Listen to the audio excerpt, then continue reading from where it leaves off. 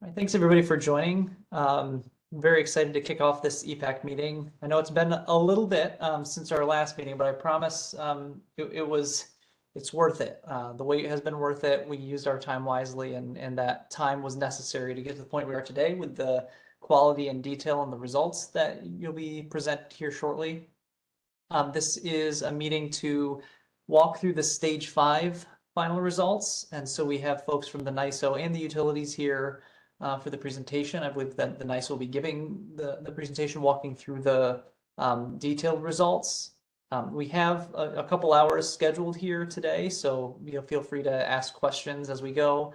The next steps here are to kind of move this work through to the utilities filings that are due by May 4th, at which point there will be a comment period on those results, followed by commission action through the proceedings. So this is an important stage of the work. We're getting to final results here, and these results are going to inform that filing that's coming by May 4th.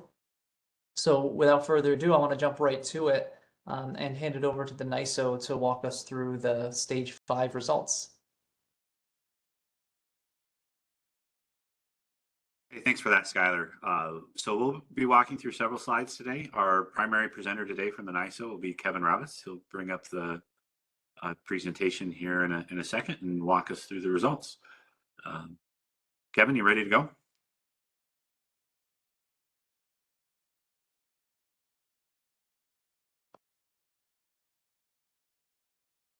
Maybe. Skylar, could you hear me? I can hear you. Just okay. Fine, Keith. All right, making sure it wasn't me. See what's going on here. He's having some WebEx issues for a moment. But rather than lose some time here while he gets that straightened out, I think there are some introductory slides that I can go ahead and review with folks. And then hopefully when we get into the capacity expansion results, Kevin will have his results ready to go. Get my screen open here. I almost clicked the leave button. That's not right. End meeting. End meeting. Right, what happened? Let's see here.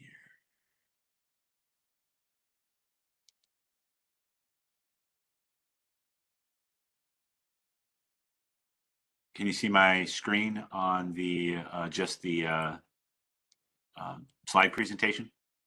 Yes, thanks. All right. All right, so from the NYSO's perspective, what we plan to cover today, talk a little bit about some different studies that provide different projections for the future system. We'll provide an overview of CGPP Stage 5, the scenario review, followed by assumption changes for Stage 5, and CGPP Stage 5 scenario results comparison. All right, so just a little bit on studies with projections for the future system. So certainly we're here today talking about the CGPP results. NYSO, as everybody on this call is well aware, does participate as a member of the CGPP, or participates in CGPP as a member of the EPAC, and through requested study work from the joint utilities under requested economic planning studies, or REP studies, primarily focused on capacity expansion assessments. And we did this for various sensitivities and scenarios in Stage 1, as well as here in Stage 5.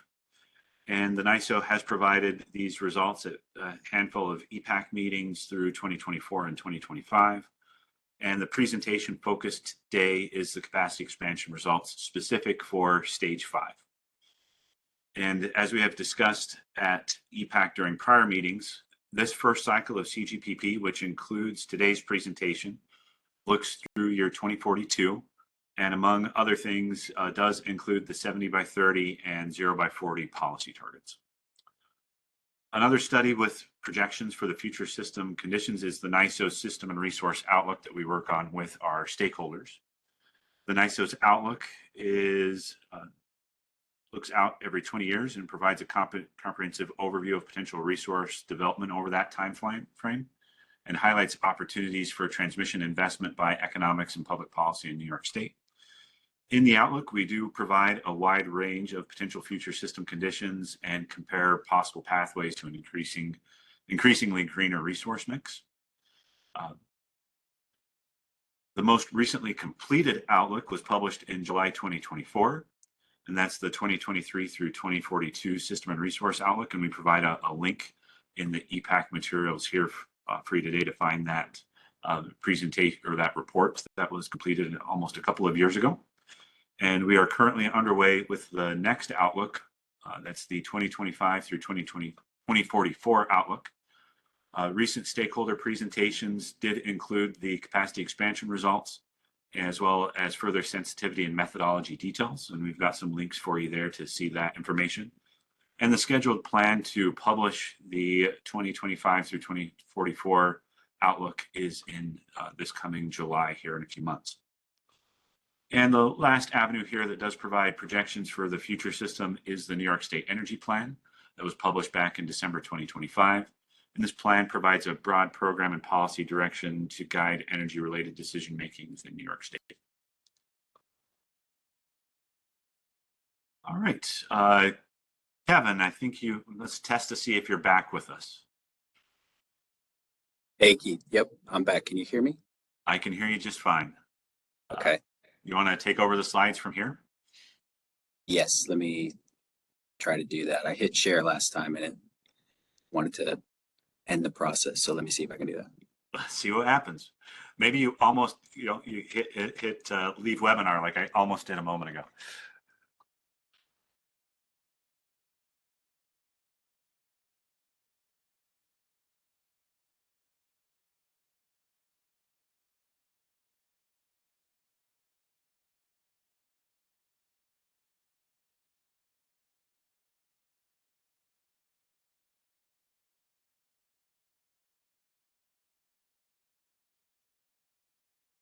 Kevin, you still with us?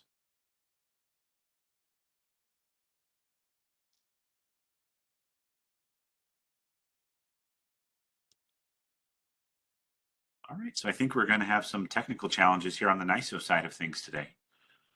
Let me get the presentation back up and I'll continue with the presentation.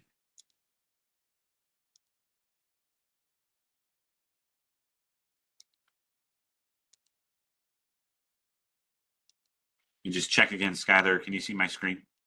Yep. You can see just fine. Yep. All right. It's technical difficulties. They're fun. All right. So as we get into the overview of CGPP Stage 5, the intent of the presentation today is to show the capacity expansion results for the three main scenarios. This is the state scenario, the high transmission impact scenario, and a scenario that does include a DFIR type, that's HCLO. And we'll, for sake of all EPAC members, we'll provide a few slides that remind everybody here over the next few slides of what at a high level is in these three scenarios. With, looks like I lost presentation there again for a second. Is that right? We've lost my screen? Yes. Yep.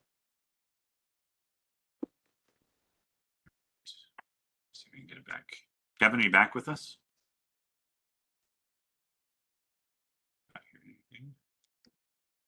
Yeah, I'm here. Do you mind sharing? I'm having sharing difficulties, but I'm happy to present. Yeah, so let me finish walking through the slide and I'll just keep my screen open, and then we'll acknowledge Kevin is having difficulty sharing today. I don't know. Sharing It's not typical, but yeah. Thank you. All right. Sounds good. All right. So on this, the second main bullet here. So CGPP Stage 5 is different from Stage 1 from a couple of different ways. The first way is that it does include specific local headroom projects provided by the joint utilities in replacement of generic assumptions. So if you recall back in Stage 1, we had a nonlinear cost per megawatt curve for the local headroom projects. That has been replaced with these specific headroom projects provided by the joint utilities. As well as Stage 1 did not have conceptual bulk transmission projects. The Stage 5 does have conceptual bulk transmission projects that the model is allowed to select from. And these conceptual bulk transmission projects were provided by DPS staff, the joint utilities, and NYSERDA. So throughout this presentation, we will identify which specified local headroom projects and conceptual bulk projects were selected by the capacity expansion model, along with the installed generation capacity and the generation mix. And to support the presentation of the results, NYISO provides, I mentioned this a second ago, we do have some slides that we'll go through first, reviewing CGPP scenarios, key assumptions, and updates to the model as they pertain to stage 5 here over the next few slides. For reference as well, we do provide a link back to the February 23rd EPAC meeting, during which the information on the local headroom projects and conceptual bulk projects were presented by the joint utilities. All right, Kevin, let's try to turn it over to you now. Hey, Keith, thank you. And sorry about that, everyone. I appreciate the patience on that. But yes, happy to dive into the scenario review. So go ahead and go to the next slide, Keith. So the main scenarios that we are working with throughout CGPP are summarized here, and there are 3 of them. So first and foremost, we have the state scenario, and then we have scenarios 2 and 3. And just note that scenario 2, when we presented in stage 1, is just a different wording. So one of the sensitivities that we presented did get upgraded to one of the main scenarios and is now scenario 2. So in case some of the assumptions sound different to that initial stage 1 case, that was simply because scenario 2 didn't have significant changes relative to the state scenario. So just giving us an opportunity to study a different system under different assumptions. So starting with the state scenario, this is the main scenario in CGPP, and the assumptions were determined and given to us at the NYISO by DPS staff, NYSERDA, and the joint utilities. And there's additional information about this upcoming in the following slides. But some quick highlights is the CLCPA policy targets are enforced. So that includes, but is not limited to 70 by 30, as well as 0 by 40. And then a notable assumption in the state scenario, as compared to scenario 2 and 3, is the use of new and retrofit hydrogen-powered combustion turbines as the only candidate dispatchable emission-free resource, otherwise DEFR or DEFR for short. And so that is the DEFR option in this case is the hydrogen combustion. In scenario 2, there's different DEFR options, and that includes the high capital, low operating or HCLO resource. And then in addition to that, there is a hydrogen powered fuel cell. So another, but different to the combustion option, it's a hydrogen option, but it's a fuel cell. And this sensitivity does not include the hydrogen combustion DEFR. And we can talk a little bit more about the assumptions for this in an upcoming slide. But for scenario 3, the assumption changes relative to the state scenario include adjusted load profiles and increased energy demand. So increased demand there. And then there's large loads, which are separate and distinct from the zonal demand within the model. The large loads in this case are consistent with the state scenario. This scenario 3 also includes no EV load flexibility. So in the state scenario and scenario 2, the model does have the ability to shift some load out of peak periods and into the middle of the day or the evening as examples. And the scenario 3 does not include that feature. So it's a more taxing condition for the model essentially. And then finally, the DEFR option in scenario 3 is only the hydrogen powered fuel cell. So ready for the next slide, Keith.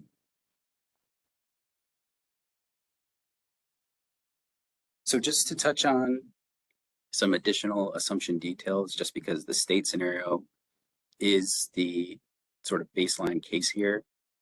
The energy demand and peak load forecast are based on a case from the Climate Action Council integration analysis. And so that is where the demand forecast is coming from, but there are additional large loads and electrolysis loads. And the large loads are coming from the 2023 Gold Book baseline forecast. And there's also additional demand for electrolysis. And the assumption there is half of economy-wide hydrogen demand is met by in-state electrolysis. And that increases the forecasted load within the case. We also have our headroom constraint enforced in the model. So it's a subzonal constraint that estimates the transmission headroom of the local system, and it considers the marginal upgrade costs for headroom. The load portion of the formula for calculating the achievement of 70 by 30 does include the electrolysis load, as well as the load that is incurred by net storage charge. There's a net zero annual NICA imports assumption, meaning that imports and exports must balance each other out over the course of a year. And that assumption starts in 2042 and is enforced in the subsequent model years. We have H-based fossil retirements for existing units assumed. And then the next bullet highlights the defer option for this case, which I touched on there. And then finally, the capital costs for the candidate renewable resources are assumed by a technology type per the NYSERDA supply curve analysis. Ready for the next slide, Keith.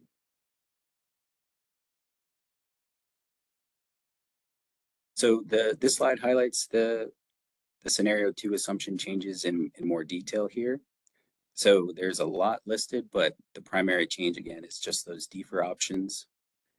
So the HCLO defer is, the costs are available there to see, but also just in terms of like the zonal availability of this resource, it is available in zones A through E, and it's unrestricted in those zones, meaning the model can build as much of it as it sees fit in A through E.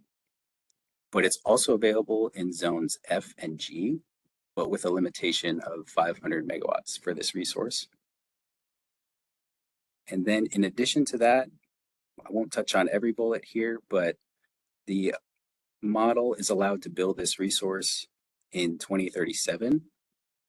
And a lot of these assumptions for costs are consistent with the 2023 through 2042 outlook assumption, where this resource was present in the assumptions for the modeling in that report.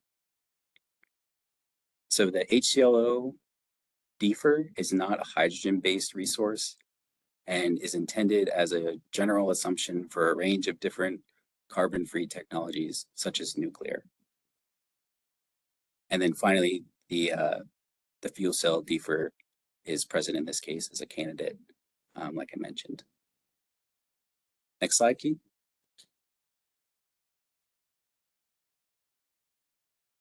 And so the details for scenario 3 assumption changes are here. This is largely consistent with what was in the table in the last slide. But just to note here that the adjusted and increased energy demand forecast is coming from a different scenario that was included in the NYSERDA integration analysis. Next slide, Keith. Okay, so this section is where we'll get into assumption changes for stage 5 relative to stage 1. Next slide. So getting into, the changes between stage 5 as compared to stage 1. The joint utilities did review the updates to these assumptions, at the February EPAC. And these assumption changes have been specified by DPS, NYSERDA, and the joint utilities. So the assumption changes were presented there. There may be one or two updates that we'll show here, but the Clean Path New York HVDC project has been removed from all three scenarios. There was a change to the Zone K existing headroom value. There was a higher value that was assumed in stage 5. For Zone J, there's a difference in modeling for Zone J in the sense that the headroom in this zone is tied to the capacity within the zone, the generation capacity within the zone. As compared to other zones, the headroom is tied to the generation within those zones. So for stage 1, the Zone J headroom was only considering the offshore wind capacity. It was only tied to the offshore wind capacity. Versus stage 5, the headroom for Zone J is tied to all of the resource types that are available to the model, including the 4-hour and 8-hour batteries, the offshore wind, as well as the hydrogen DFR. So it's being tied to all of the capacity within that zone, as opposed to the technology specific assumption from stage 1. In addition to that, bulk connected generators are excluded from the local headroom constraints. And then finally here, the generic headroom cost that was applied in stage 1 is replaced by zone specific projects that were developed in stage 3. And the cost of the new headroom in stage 5 is greater than what was available to the stage 1 model. Next slide. Kevin, could you just clarify the statement on the bulk connected generators excluded from the headroom, local headroom constraints? I'm not sure I understand what you mean by that. Yeah, my understanding of this, and others feel free to chime in, but there are certain generators that exist on the NICA system that do not flow through the lower voltage systems, the lower kV systems, and essentially plug more directly into the bulk system, and therefore should not be considered in this analysis where we're trying to study more closely like the local lower voltage systems. So was there a voltage threshold at say 345 and up or something was not counted, or? Yes, there was essentially we did analysis to determine what the threshold is or was. I honestly can't speak to or basically recall what that threshold was, but Hey, Kevin, you got the right idea. Let me try to help. This isn't a decision that was made by the NYSO. It was worked with the joint utilities and understanding that there were certain limitations, particularly as we were starting to look at what was going to happen in stage 5. And it became apparent that it was more appropriate, considering the headroom constraint and how that's modeled, to exclude generators that are deemed bulk and not local. And the joint utilities, we had a suggested list for that. The joint utilities ultimately provided us the final list for that to use in this analysis. Does that help, Bill? It does, but now I'm just trying to make sure I understand. For your capacity expansion, do you assume some of the capacity expansion is at the bulk level, and are they excluded, like a new renewable project in the late 2030s? I think the answer to that is no, we do not assume a particular placement of capacity expansion selected or placed generation within a zone. All of that goes against the headroom. Yep. Okay. Thanks for clarifying. Yeah, thanks, Keith. Thanks for the question, Bill. All right, next slide.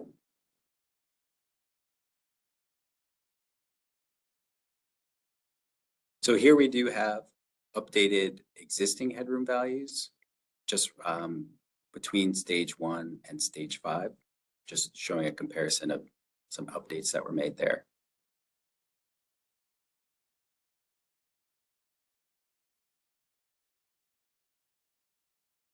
Is there a question on this one? Yeah, question here. Why we don't have the bar chart for the zones IJK in this chart? Yes, I believe that is because those values did not change relative to stage 1. So these were just meant to highlight things that were updated. Okay, got you.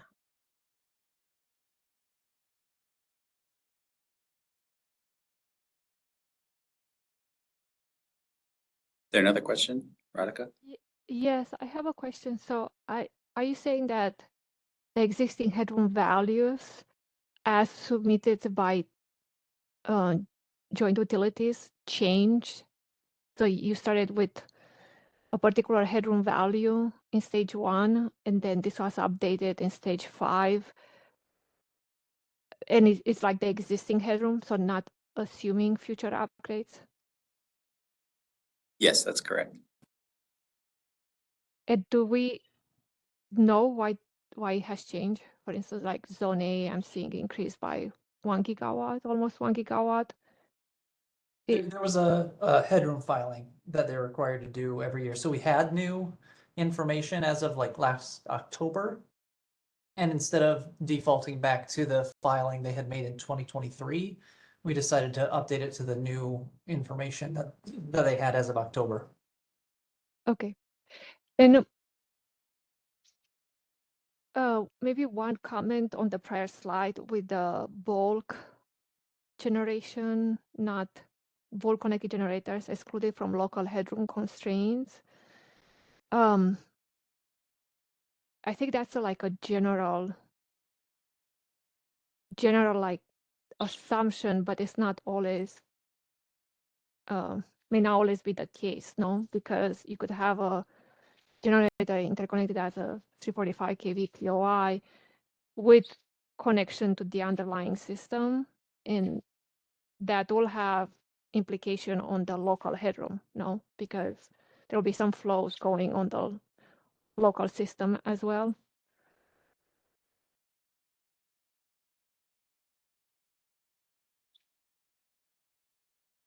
So Anybody from the joint utilities care to answer that question about how the bulk generation impacts how you measure headroom?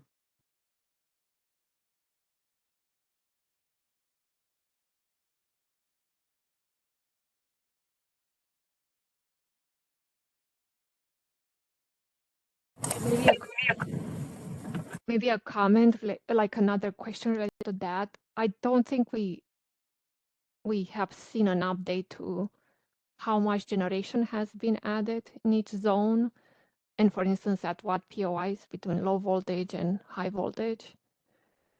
I think initially it was called the mapping files. I forgot exactly the name of those files. But that, so I guess I have two questions. Maybe that comment on at times actually bulk generation impacts local headroom, and two, is there an update to those files with the generation build out assumed?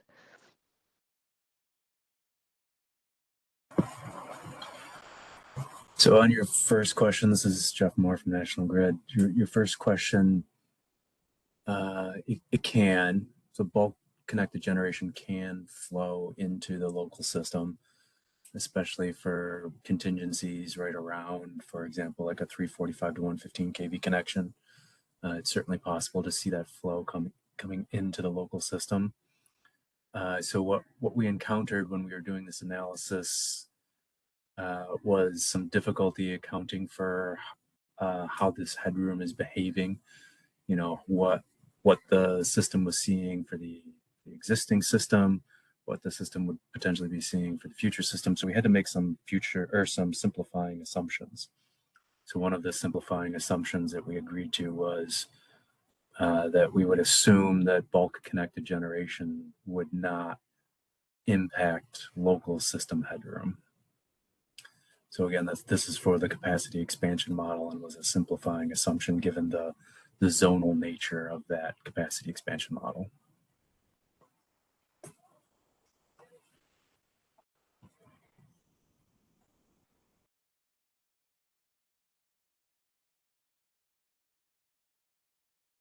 And I think one of the things we can take back for maybe next cycle is to think about how for incremental generation, maybe based on queue positions or whatever, maybe there's some proportion of new generation that might be considered bulk, so that it doesn't have to use, the headroom in the model for every interconnection. Because right now I think basically every new incremental resource has to apply to headroom.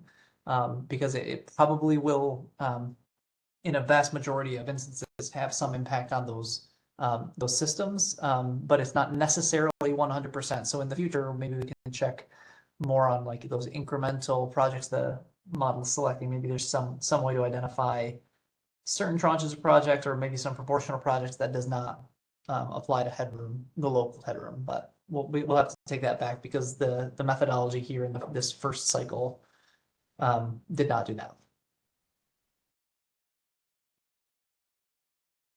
I see we have another question, Babatunde.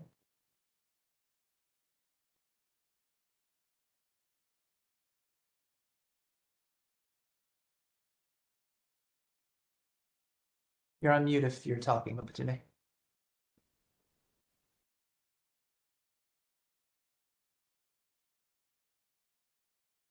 Okay, well, I see you posted the question in the chat, so maybe I'll just answer that while we wait for him to come off mute. But there's a question on the Zone J headroom around the change from only offshore wind accounting to headroom in stage 1 and now all resources. I could take a stab at that and then maybe someone from Con Ed wants to jump in, but that change was made based on some of the interactions we saw in the stage 1 results where the model was picking 10 plus gigawatts of storage in the model, and in many cases the storage doesn't have much of an impact on headroom because it's just trying to impact peak times, but there became times based on the reliability constraints in the model where the energy storage injections were so high that it likely would have gone past what the system could handle.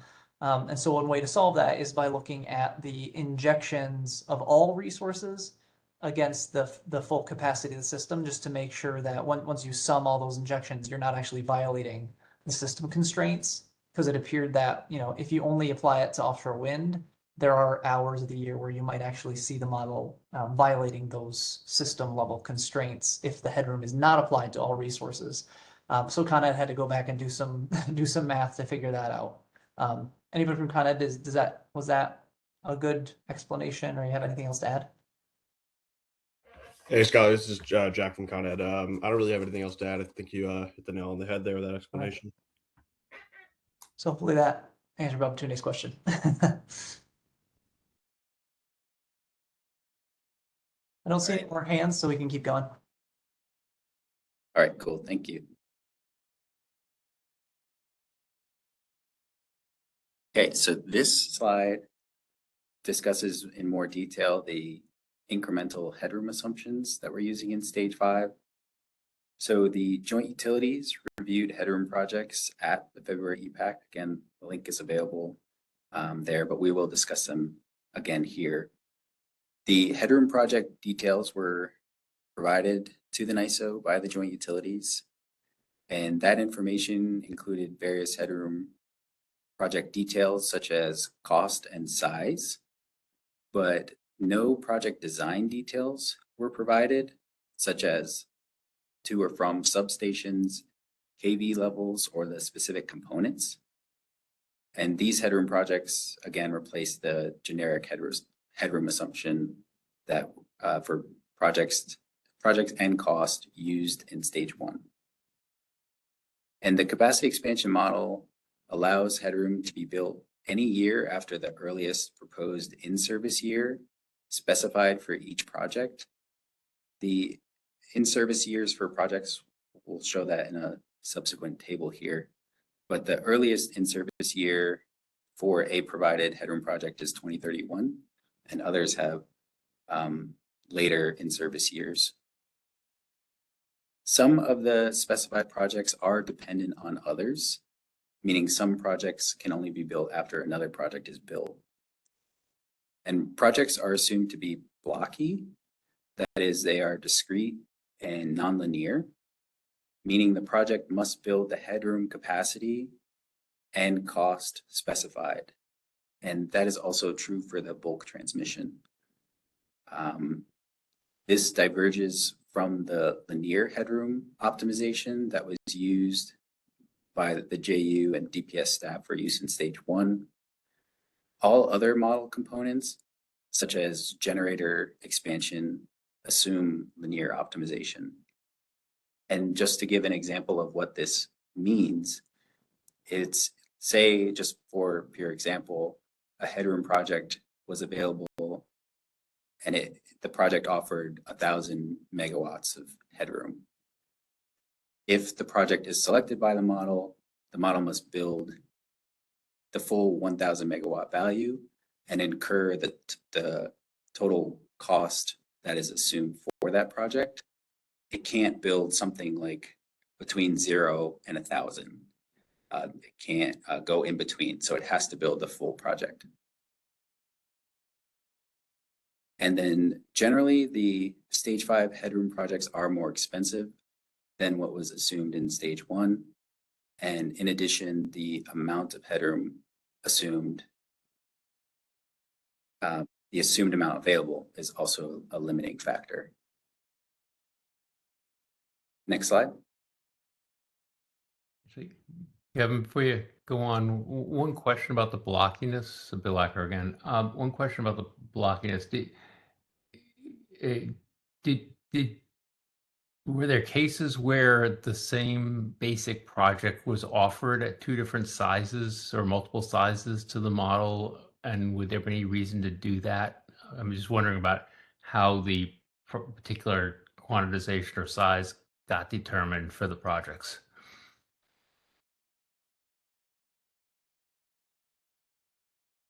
Yes, good question. We do have a table that shows the headroom projects. I can't recall offhand if they were different, so I'd like to pass that question to the joint utilities.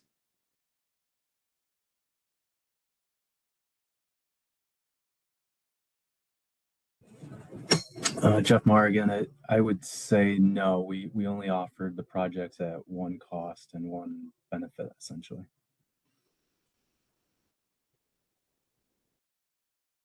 Okay, thank you. Thank you. Next slide.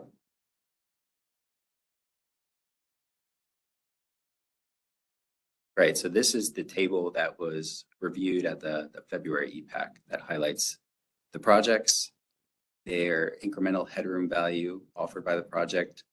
We have the zone for the project here, as well as the in-service year. And those are the key items for the capacity expansion model, at least. Next slide, Keith.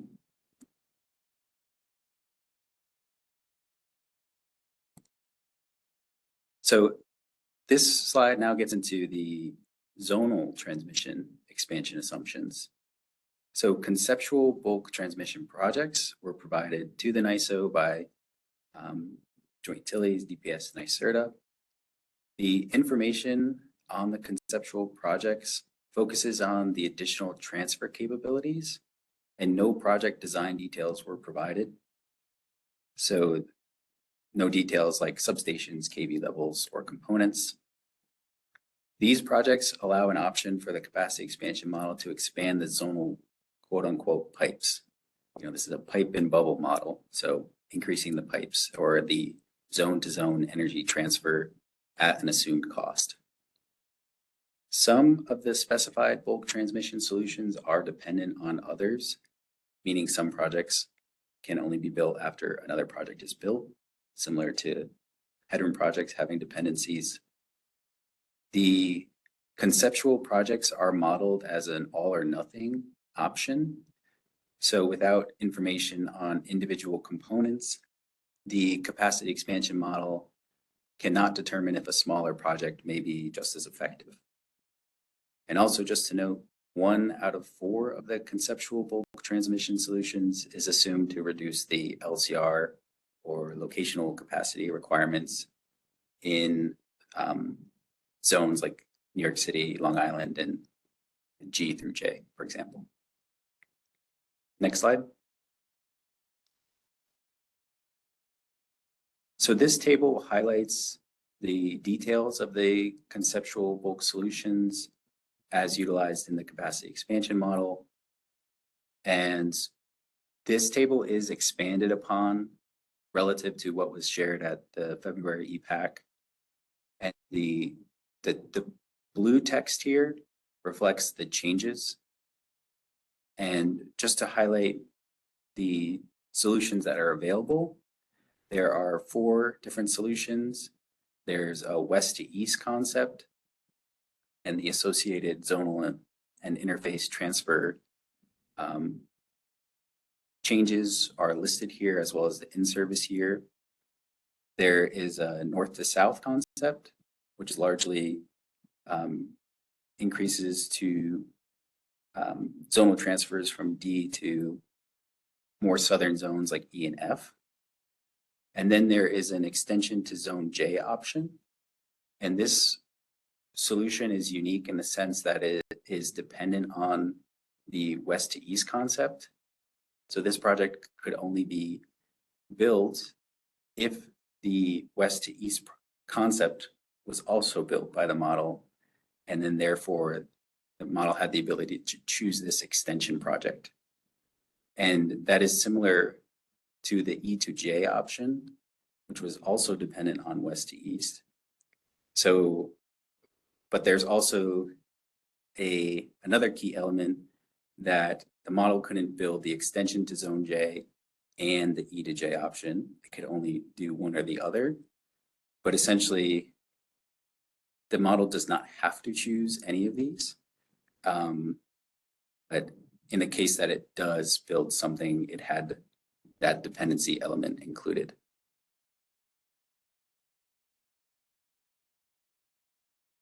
So I see there's a question in the chat. Skylar, Kevin, want to highlight one thing here real quick again, just from the prior slide, just to make sure that the point was understood on the bulk project. So again, here the west to east concept is all one project, but you can see there are multiple lines that comprise that project. So if the model chooses to select the west to east concept, it is picking all of these. So it would include upgrades to central east, as well as zonal or interface transfers like the A to C line or Volney East, etc. What the model isn't able to differentiate is because the project has to select all of these components as the west to east concept at that particular cost. We don't know if it's picking it because there's some value gained across one interface, or is it multiple interfaces at the same time, or any of those details, as well as the point of the earliest the model can select this project is 2035. It doesn't have to pick it. It could pick it, or it can pick it in a later year. For instance, it could choose to build it in any year 2035 and after, so it may not build it until 2040. With that, Kevin, I think we can transition to questions on the slide.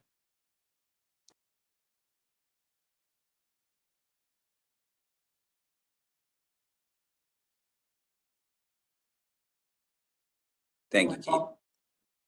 Yeah, thanks, Skylar. Yeah, so Kevin, so we don't know that DeNova did the bulk needs analysis, right? I'm just curious from the utilities perspective, did that become the basis for these bulk concepts? Like the west to east, it looks like maybe there's not alignment with what Quanta had done. Just curious if there was or is not, or.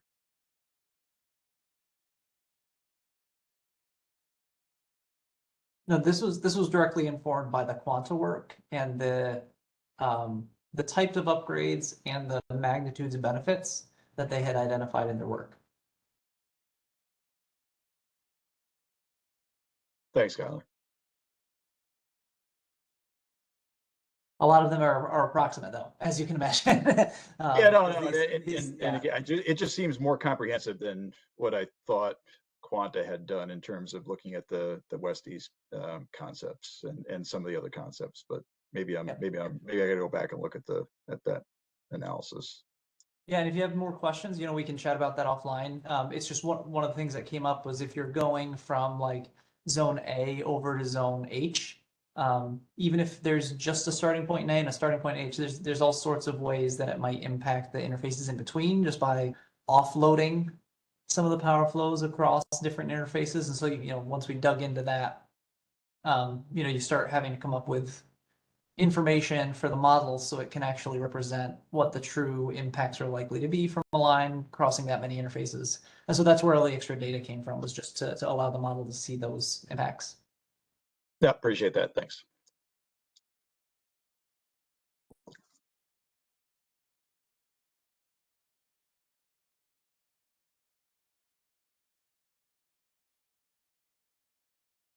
Can I ask, this is Shajan from NIPA. Can I ask some questions on this slide?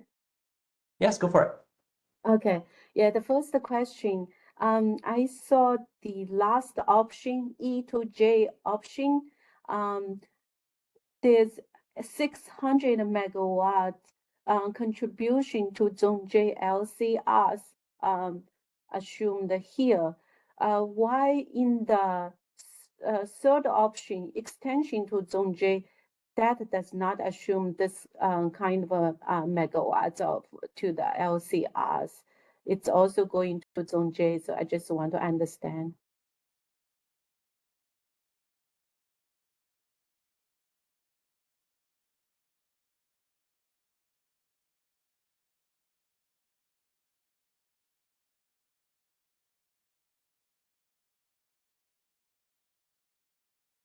John or someone at the JU might have to keep me honest here, but I think it was because of the proximity to the capacity zones and the constraints that we're seeing in the long term in the model. We have to fix kind of this assumption in the model.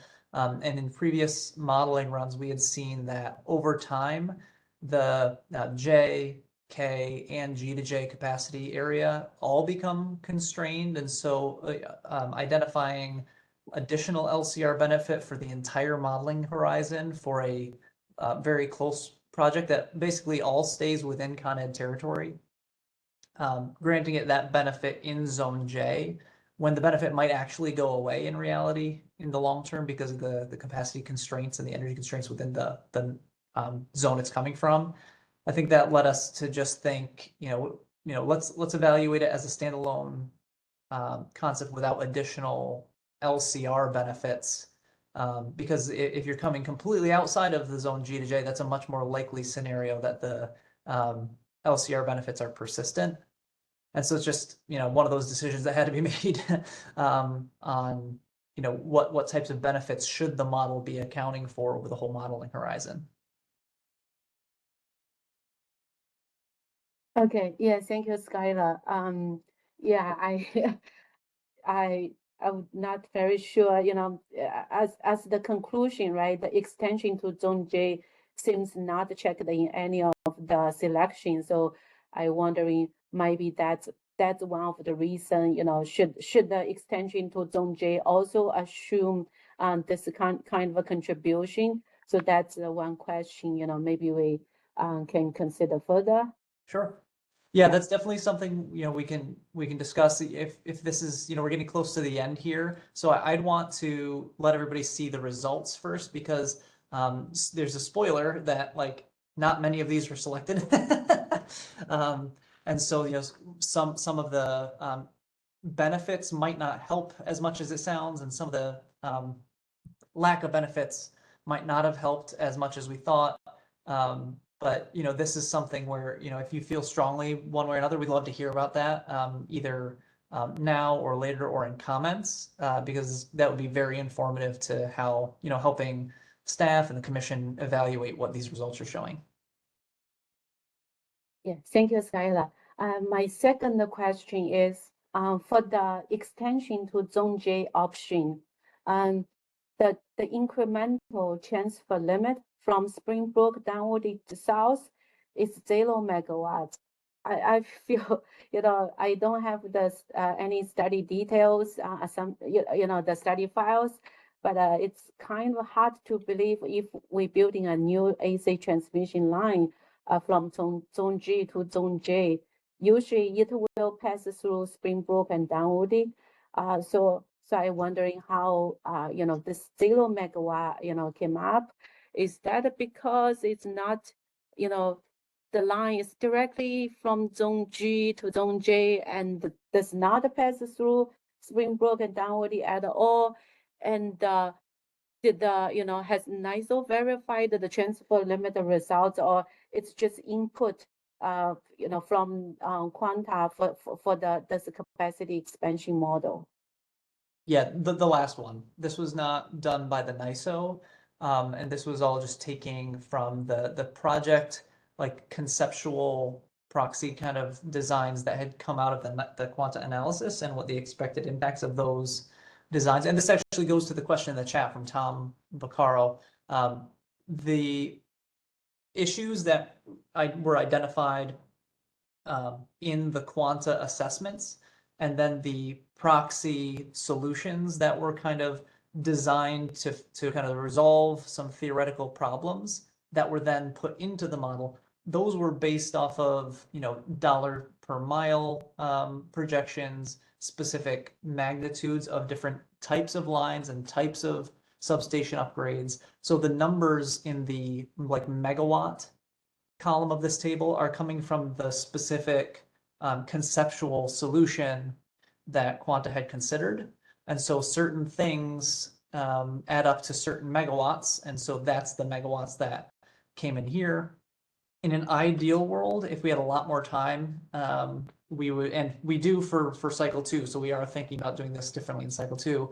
If we had a lot more time on the bulk analysis, what we would probably want to do is go into the capacity expansion model and put in some, variable costs over different types of sizes for each of these interfaces and let the model expand incrementally. So we're not just giving it, like Keith was mentioning, we're not just giving it a yes or no, take it all or get none of it across each interface. So we have a little bit more flexibility in the model and a little bit more detail coming out of it about the values across different interfaces. But given the amount of time we had and the limited amount of sensitivity we wanted to run in that time, we had to kind of input specific projects and see what those kind of proxy or conceptual solutions really came out as. So no, this was not like verified through, say, an ISO power flow or anything like this. This was straight from the Quanta work from late last year. Okay, thank you. So I still had to believe, it's 0 megawatt incremental on the Springbrook Dunwoody South. Is there a way, we can find more information, further investigation? Also, as Tom mentioned in the chat, right, any more details? Or at a minimum, is that possible sharing the limiting elements and the constraints coming up those transfer numbers? So at least we have some idea, why those numbers came out. Yeah, we can go back and check what is publicly available through that Quanta work. They're not under contract anymore. I think their contract expired a few months ago. And so we've been pulling from the details we had from them, but we can go check if there's any more detail about that specific option and get back to you. Okay, thank you, Skylar. My last question is also looking at this extension to Zone J or E to J option, right? Compare to later on, there's a local solution from I to J. Local solution claim like a 750 megawatts of headroom. It seems also a tie line, from I to J. Here we are also having some kind of a tie line to J. I wonder, would if a bulk solution also help create like a local headroom, like just, comparable headroom? Should that, local headroom also be included in the benefit evaluating those bulk solutions? This is just a question, some kind of comparison, some of the bulk solution versus local solution, should the similar headroom benefits be counted in the comparison? Yeah, I think Radhika's brought something up like this for upstate as well a couple of times. There is theoretically some bulk projects that influence local headroom and local projects that influence bulk headroom. For the capacity expansion model, we've been keeping them separate. So we can identify kind of the separate local and bulk, but we've been co-optimizing the separate projects. And I think, once we get to the results here, which I really want to get to, because they are very interesting. You see kind of this enough information to show how they might be impacting each other, how the availability of an I to J project that's quote unquote locally available impacts the, availability of bulk projects and vice versa. If we had unlimited time, obviously we would want to have, an infinite amount of projects designed like even more granularly to figure out exactly how to design a project that might do both. But in reality, we're not going to be able to have that in this cycle. We really have, some theoretical, conceptual bulk options, and then we have some local options that are going to see, what the total needs are on the local side, total needs out of the bulk, and then we can make decisions that kind of co-optimize those from investment perspective or from a design perspective. It can also influence the way, for example, PPTNs are identified. And evaluated. So I think there's ways to kind of overcome that modeling limitation when we go through the actual design and implementation of the solutions. So I don't think we're actually losing it. It's just the capacity expansion model and the amount of constraints we could put in it. We really can't evaluate every single local project for how it impacts all the bulk interfaces and vice versa. It was just too much for this cycle on. And probably will be too much for next cycle too, but we do hope to have a little bit more of that flexibility in the bulk interfaces in future cycles. Thank you. That's all my question for now. Yeah. I want to get to Tom because he put his question in the chat. I just want to make sure we got to all the pieces of his question. I think that, there's one more item in here around HVDC that we're not looking at AC versus DC in these models. The capacity expansion model, I don't think really cares. It really just cares about the megawatt scale at each interface. And so what comes out of this is, potential bulk solutions that might be a good idea. And then it's up to, the commission to determine, what, based on all the comments and all the information, what type of solution probably makes the most sense according to the benefits it's trying to provide, and the locations and the distances, all that type of stuff. So the DC versus AC will come later. When Quanta was looking at it, they were also looking at kind of megawatt scale issues at certain locations and doing some proxy designs at their estimate. Maybe if DC was cheaper for certain interfaces, maybe that went into it. But once we get to the capacity expansion model, AC versus DC is not considered.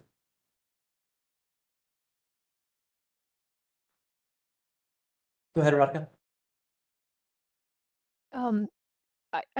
You mentioned earlier that this comment about bulk and local was made earlier in the process as well, and I fully agree with this. And maybe one and it seems like, at least in the deck, there is no information on where those local solutions could be, because as you said, like you may not be able to undertake analysis for all the local projects and all the bulk projects. However, if there is more information provided on what those local, constraint areas, or even like a heat map, this can provide more insights into what bulk solution could also provide some relief to local issues. it's not always going to be like, you can make that hybrid solution, but there might be a few corridors, local corridors, where a hybrid could work well. So I think that's what we were hearing earlier too, that if you have a local need and a potential bulk need, and the bulk is only inclusive of the bulk transfer benefits and non-local benefits, will there be information on, at which point there will be information in the process to EPAC on what those solutions, where the solutions are? Like I think it's just in geographically? a few slides, and that's one of the reasons I'm trying to get us to the results, because it becomes clear, once you see the results, you get to see exactly where the model wants local headroom and exactly where the model thinks bulk expansion opportunities make sense. And so once you see those things and kind of line them up against each other, you can see, some areas where there are local but no bulk, there are bulk but no local, and there's some combined solutions. And all of that gives us a lot of information around, how, like, say, a PPTN could be devised. If there's a lot of bulk opportunity in a certain area and a couple local projects, maybe you can hit it all in one go or something like that. So I think that's something that, we'll see once we'll get to the results, and we can talk more specifically about individual projects. Okay, but there is no substation information, no? It just says like the number of like miles and Right, but the zonal and utility information is available for both of those concepts. And the specific designs would be coming out in 2 weeks. When the utilities kind of say, what they think, this means for this specific headroom thing, they then go back and are designing the specific substations they believe need to be upgraded, and that's what's coming out in the final report. Okay. So all we're seeing right now is the locational values, which at most granular in this capacity expansion model gets down to utility districts. And so the results you see from the headroom projects, they'll tell you like which specific location and district and zone we're talking about. And then the ultimate, response and filing that comes out on May 4th. Okay, so that will include like this line, from substation A to substation B is proposed for local headroom upgrade. Is that the level of information that the report will have? Well, I think the CGPP final report was required for the utilities to provide rate case quality designs, and so typically all the engineering information is in there. Some of it has to be behind like CEII level clearances because of the the cost and locations of certain things, but I think most of that information will be available publicly. Yeah. Thank you.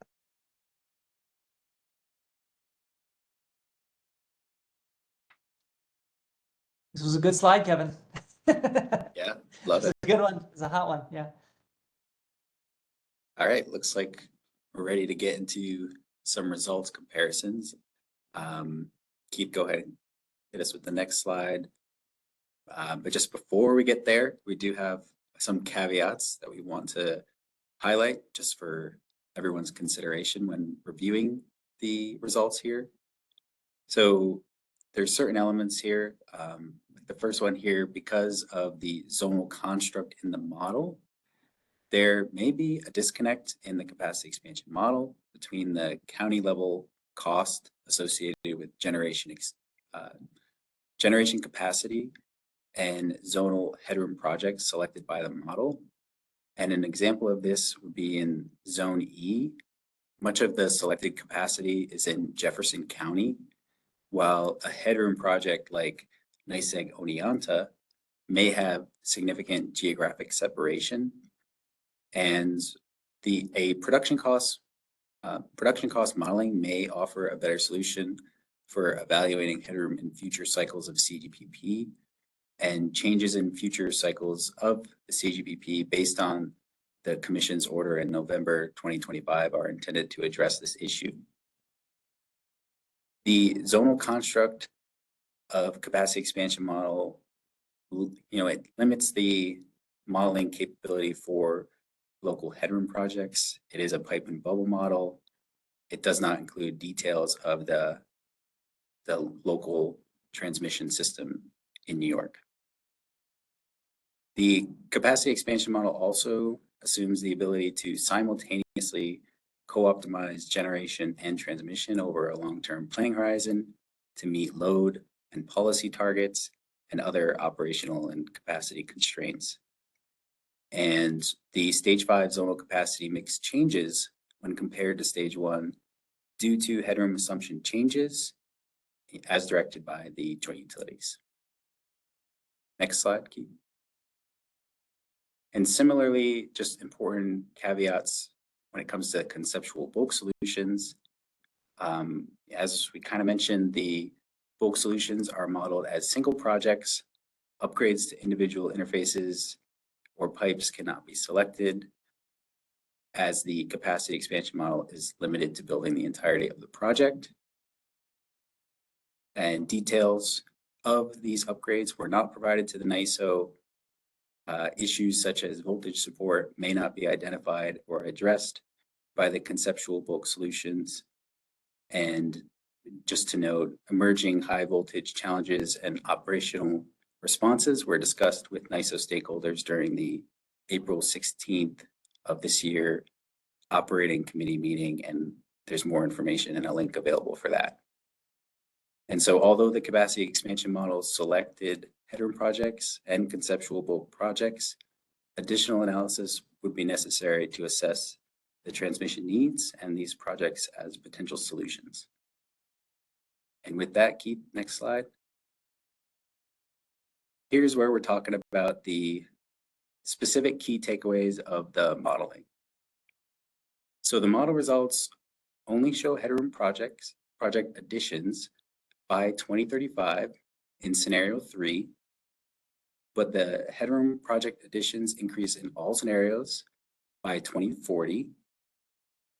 The model selects less headroom to be built in stage 5 as compared to stage 1, specifically around 2035, due to the higher assumed costs for headroom projects and the removal of bulk generators from the local headroom constraints. With more costly headroom additions in stage 5, the model may find it more economic to place generation capacity where there is available existing headroom. However, the model doesn't necessarily and may not use all existing headroom prior to finding it optimal to build additional headroom. So in stage 1, for example, the model likely found other zones to be more economic, as the model could incur a low generation cost plus a lower assumed headroom cost. But in stage 5 here, while the generation costs are the same, there's this diverging element of increased headroom costs. And all scenarios show at least one headroom project addition between 2035 and 2040. So we discuss in more detail here the in-between years, 2035 through 2040, which is not necessarily something we've done in the past, but we understand the importance of understanding the timing and the identified build years for these projects. The headroom capacity is limited in stage 5 as compared to stage 1 because it is based on these explicit discrete headroom project capacity provided by the JU, and the max amount of headroom capacity offered by projects in a zone is about 2.6 gigawatts. And this leads to a lower capacity build in stage 5 for some zones. And an example of that is zone F. So if you were to flip between stage 5 and stage 1 results, you may see that difference. Next slide.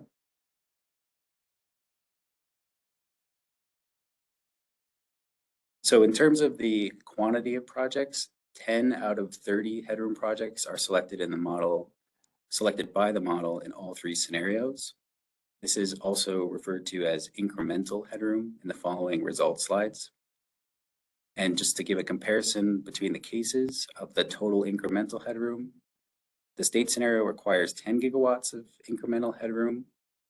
Scenario 2 is on the lower range with 9 gigawatts, and scenario 3 is on the higher range with 18 gigawatts. And then with respect to the conceptual bulk solutions modeled, the model results show that some projects are being selected to increase the zonal transmission capability. The west to east concept is selected in 2040 in all three scenarios, and the E to J option is selected in only scenario 3 in 2041. The north to south concept and the zone J extension are not selected in any of the scenarios. And next slide. And now getting into the specific result here, we have the table presented for the conceptual bulk solution selection. And so what's being shown here is each project that was available to the model. And then we have the three different scenarios and then the model years. Again, we're modeling a full horizon of 2023 through 2042. But this table starts when the projects became available to the model. And what's being shown here is there is a check mark that indicates that the project was selected by the model. And then subsequently, the project remains in service for the remainder of the study period. And you can kind of get a quick sense with the project selection count if the project was selected and how often. So for example, the west to east concept was selected in all three projects. So it's got that blue box highlighted there. The E to J option was only selected in scenario 3. So it's got a yellow box. And then if the project wasn't selected in any scenario, then it is grayed out there. Next slide.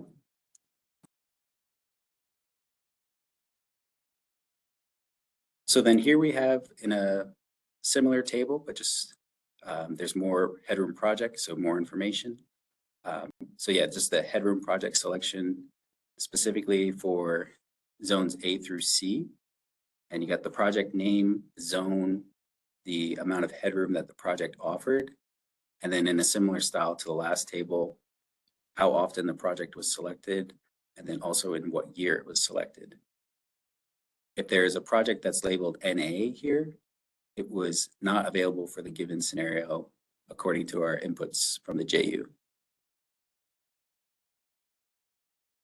So Keith, go ahead and go to the next slide. So here we have zones D through G. And I think one key thing to highlight here, as shown in the last slide and this slide, is headroom projects. 2040 in the capacity expansion model is when the model is enforcing the 0/40 policy constraint. And that constraint does require significant amounts of generation to be added to the model. And therefore, to accommodate that additional generation to meet that policy constraint, it also requires headroom to accommodate that generation. And so that's why you will see a lot of additions specifically around that year. And the capacity expansion model, just by its sort of nature here, will delay its when it incurs costs to essentially the last. It'll delay those decisions and incurring those costs as long as it can. And so that's why you see a significant uptick in projects in that time. But then there's also still projects being selected in the 2035 through 2040 timeframe to accommodate the generation that comes online within that period. See, there's a question. Yeah, Kevin, probably not for you, but for the JU. Just curious, are these projects like discrete projects or are they portfolios? And with the filing that's going to be coming out in May, is the intent to provide more details about the projects? Most of them are portfolios, and there will be more details about that in the filing. Thanks, Jeff.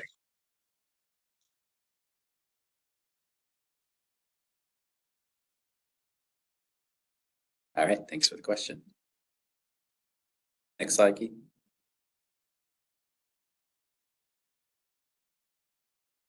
All right, this is the final headroom project table, and this is highlighting zones J through K.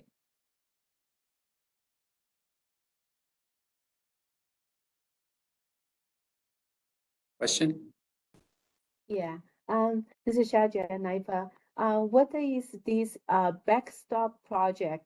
I don't think we've seen this before. So what's the definition of these backstop projects?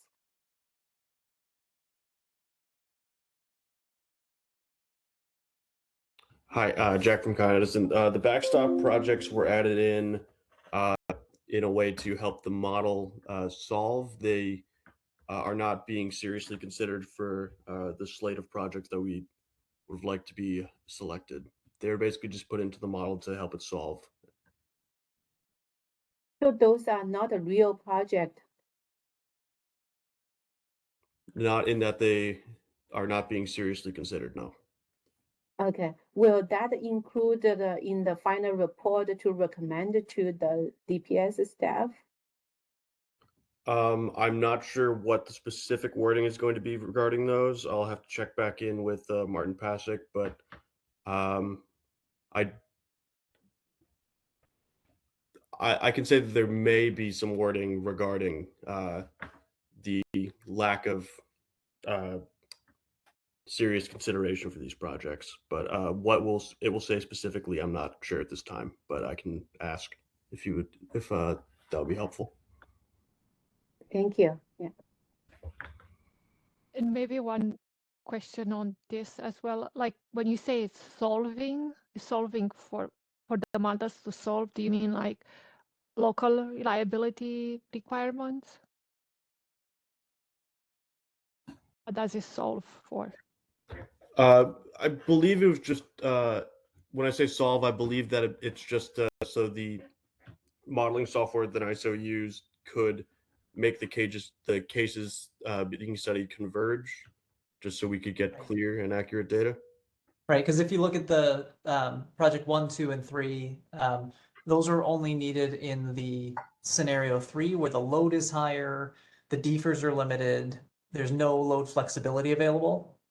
And there's still, local capacity requirements in the system. And so when you have all of those constraints, the model has to keep adding things in zone J to meet all those constraints.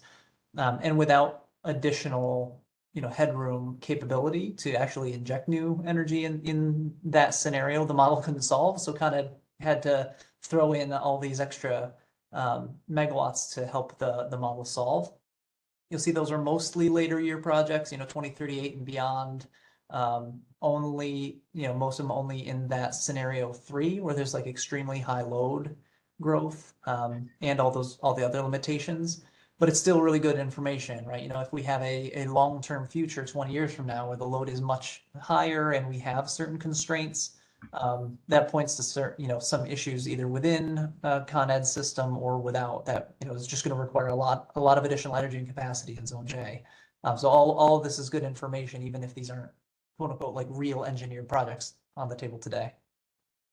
So why then would the bulk not be a solution? Because I think earlier you were showing there is no bulk solution chosen, but here it seems like you're saying like the model cannot even solve before adding headroom somehow for capacity needs, because the model is a capacity expansion model, so there is no underlying power flow model. It's not converging a power flow model. So it seems to be like energy and capacity needs, but what's the implication on the bulk? Because maybe this is why we are not seeing bulk needs if those projects are added as backstop to begin with. It's possible that the locational capacity requirement is a huge issue here, and we know most of the bulk projects that we've been evaluating have a partial contribution, and they're coming from pretty far away, and they're very, very expensive. And so I think the model, with the limited choices it has, especially with the lack of flexibility we really had on the bulk side this time, It has really just a couple options for bringing anything in from outside of the city.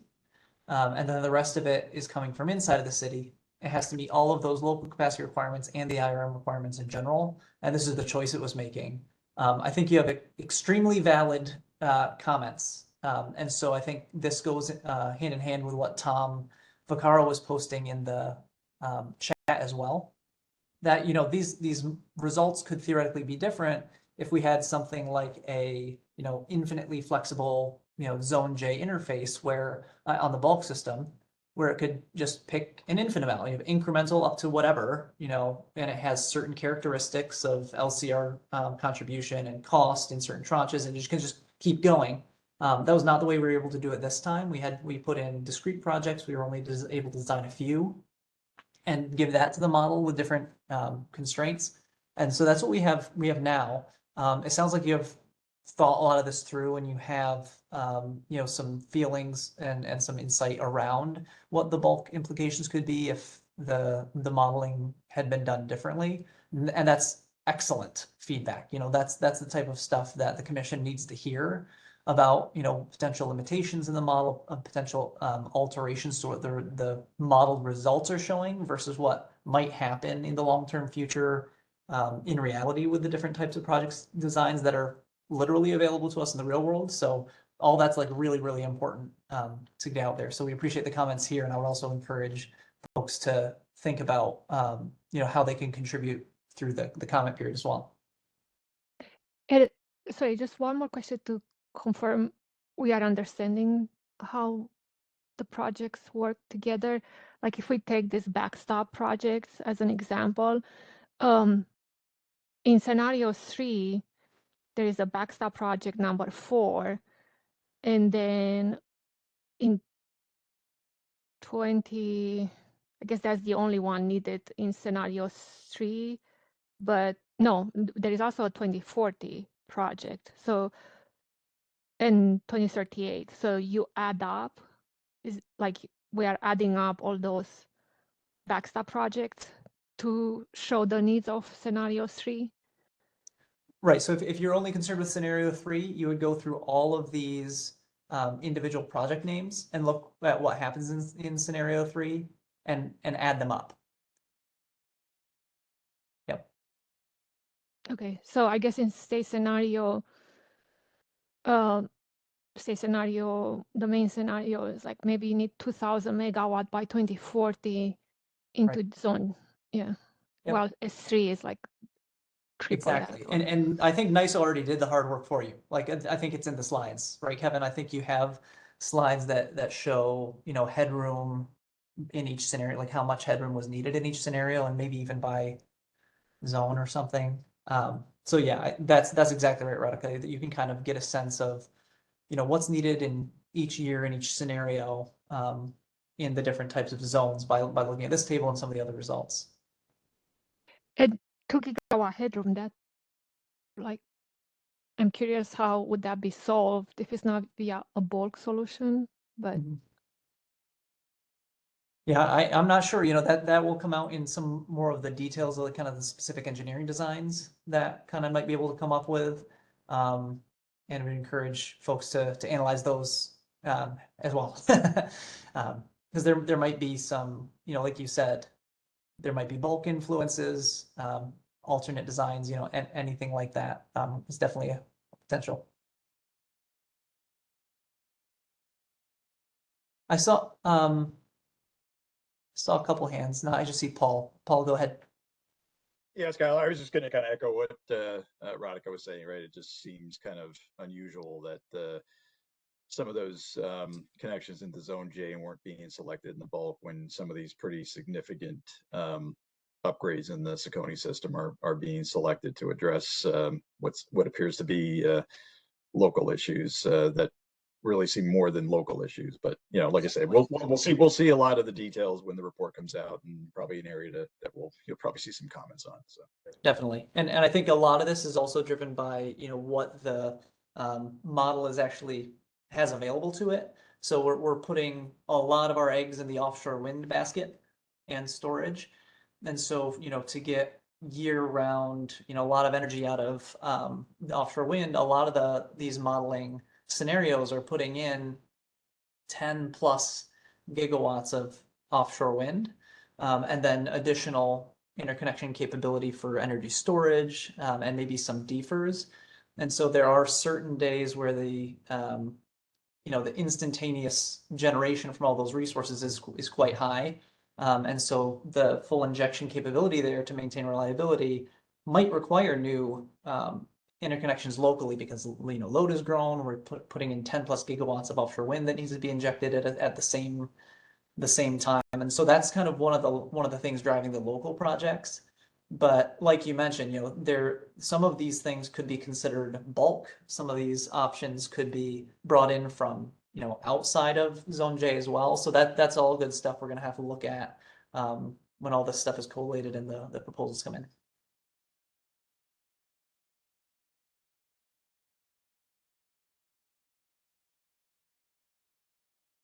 All right, back to you, Kevin. All right. Thanks all. Next slide. Yeah, so like you all were discussing just a moment ago, we do have the summation of the headroom project additions by scenario. So if you were to add the headroom capacity headroom capacity selected by the model for each scenario, this would be the total amount, but we do break it down in the subsequent slides. But here you can see sort of that range driven by the key assumptions in each case. Next slide. And we do break it down by year and by zone where headroom projects were available. So the sort of just outlined box here indicates the total incremental project headroom that was available to the model by zone, by scenario. And then if there's a bar with the dashes shown here, that means that the headroom project was selected by the capacity expansion model. So we can see in 2035 here, only in scenario 3, does a project get selected in zone E and in zone J. But then in the next slide, around 2040, there's that uptick in projects being selected. And again, remember 2040 being where 0 by 40 comes into effect as a constraint in the model. So that's why there's a bigger jump in projects. And then for 2042 in the next slide,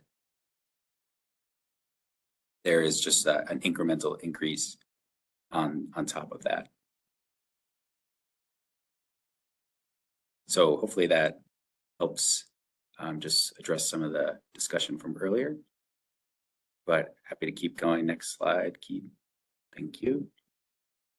And then this slide highlights what was existing, what was assumed as existing headroom within the model, and then the incremental project headroom on top of that. So here you're getting kind of the full picture of the existing headroom, which is in the solid blue bar. And then on top of that is the bar with the hashes here that shows what the model selected for the projects. And next slide. And then finally, we did want to highlight some capacity results specifically. So this is doing a zonal comparison of the capacity that is being added to the system, being selected by the model by scenario. And you can see around the 2035 timeframe that there is some consistency across cases with additions in upstate renewables, as well as offshore wind and storage in zones J and K. And then on the next slide is where we start to see some separation between the cases. And again, it's kind of a mix. What's driving this is the key assumption differences that we discussed at the beginning of this presentation, and particularly around what defer option is available to the case. So for example, in like scenario 2, there is the HCLO option, which is providing a significant amount of energy, which then offsets the need for some renewable energy. And I can see in zone C and E here, for example. And then scenario 3, there's the fuel cell, hydrogen, defer option, and then also the increased demand and no load flexibility that drives the need for more resources in this case. But just to touch on quickly, like if you were to compare between stage 1, where we were seeing a significant amount of resources being built, particularly solar and wind in zone E, we can see that when we update our headroom project assumption, and that among the other updates that we've discussed earlier, you can see the impact and how that sort of spreads out some of the generation build from zone E to other zones, like zone C, for example. It's quite a bit of capacity additions. And yeah, that is some of the major findings on capacity that we wanted to touch on. So there's some additional results in the appendix, but this does conclude what we are hoping to cover today.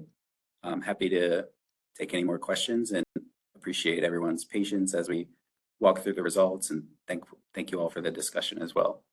But with that, I can pass it and happy to take questions.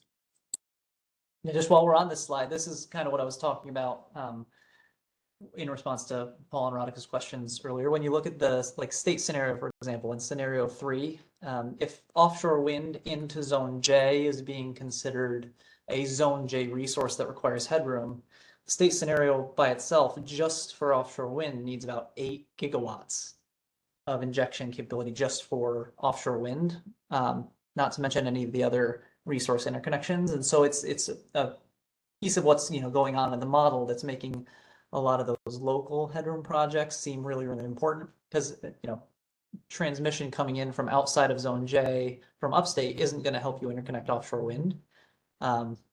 So that's this, there might be other reasons to consider that bulk, for example, if this is like a bulk shared mesh offshore wind transmission network, maybe that's something that can be considered in future cycles to kind of reduce the reliance on these backstop local projects that Con Ed has had to put into the model to help the model solve.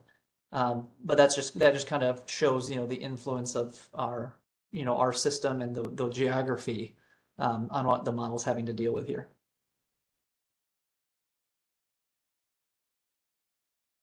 Yeah, go ahead, Paul.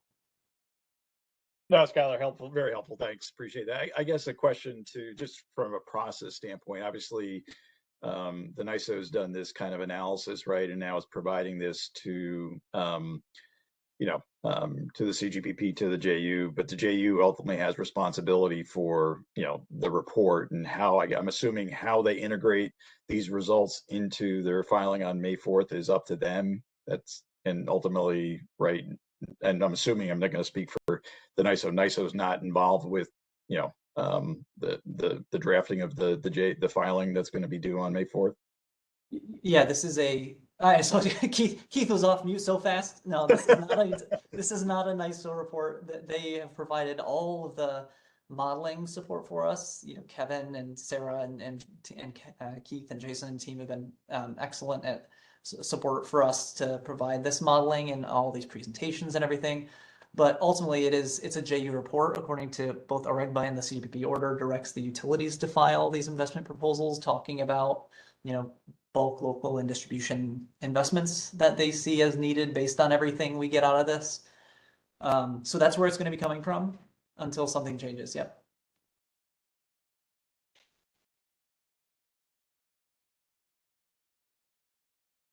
Yeah, go ahead, Jim.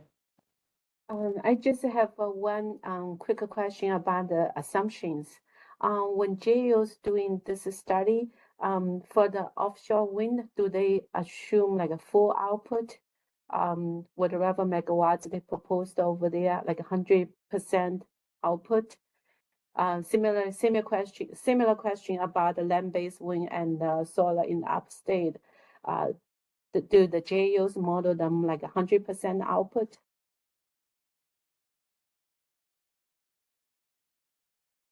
Sha, can you clarify if your question is about the capacity expansion or the power flow? It's you're right, Keith. It's probably more about the power flow, right? Okay, so in the like the headroom analysis that the utilities did to figure out what can fit on the system, what was the like the capacity, like the injection capacity factor that they were using for that?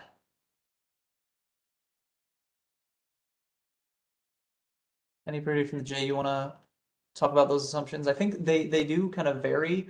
I think there was a change in that recently around instead of assuming 100% injection capability in every time step or something.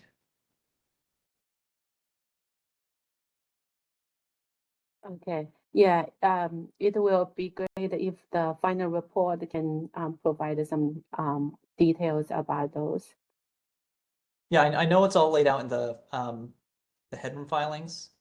It goes through their methodology for how they assume the injection impacts their system, and at what thresholds it requires something new. So that's in the report. If nobody speaks up now, I mean, it's already in their headroom filing from last October. Okay, thank you. Monica? Oh, actually, sorry, Bill's hand up first. Question, circling back to the backstop projects for a second. For Con Ed's backstop project 4, that was selected in all 3 scenarios. Is the intention that there will be a definition of that project in the final report, or is it still a placeholder for having the model solve at that point? Hi. So the backstop projects do have official designations of projects that they pertain to in real life. They aren't just generic projects that we put in there just with no specification. I believe that they will be further fleshed out in the report itself.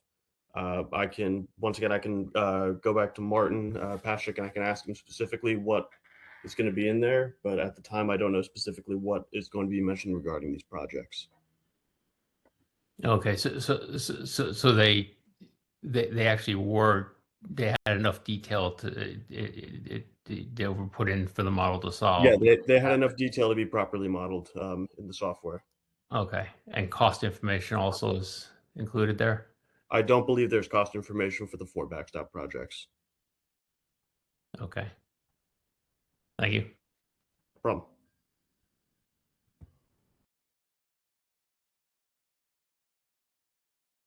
If it's me next, I have a question on the process and then one other comment on the headroom and the build out.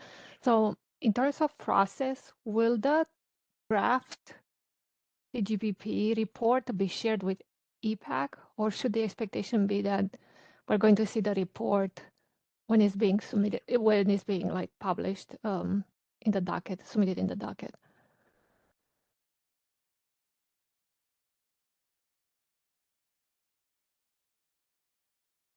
Just waiting to see if any folks from the JU had any sense of the timing, but at this point, it is very likely that it's going to be right down to the wire and need to be filed. There might not be time for a EPAC review of the final report before it goes and gets posted.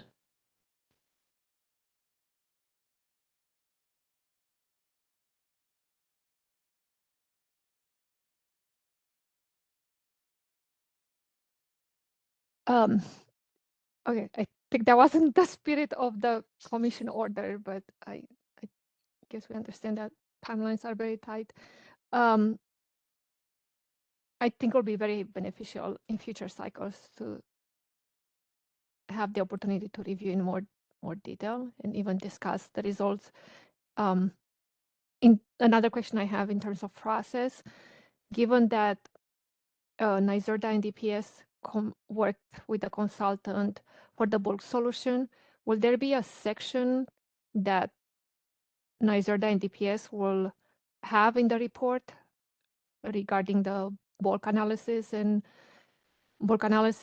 bulk findings, and bulk recommendations? Or will NYSERDA DPS submit something separately, given that this work was done separate from the It's going to be previous all, work? yeah, it'll all be in the same report. There'll be a section for bulk. The order and the AREGBA require the JU to put out a report that have the recommendations on all of them, on bulk and local, yeah. But who will have the interpretation of the bulk findings and recommendations? It will be a collaborative effort, and it will come out, it'll be in the JU report, and then it'll be up to all of us to comment and interpret. So the writing will be done by GUs, and Yeah.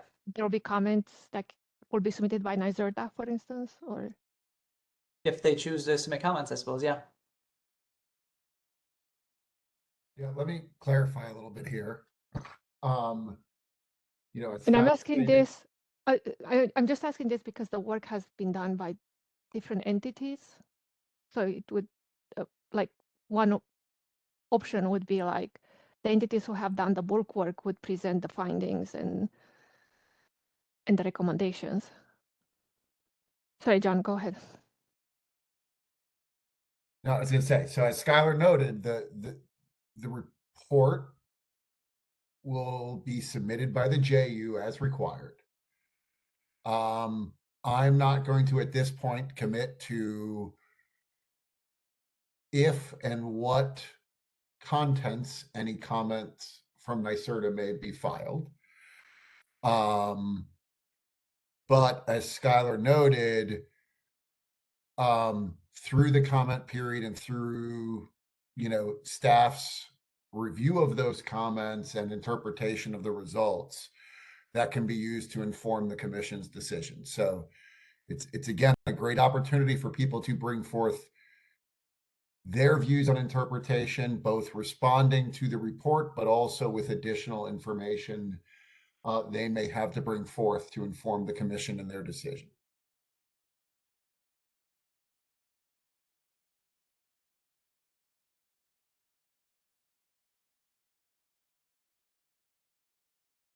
Thank you. I'm just trying to reconcile why,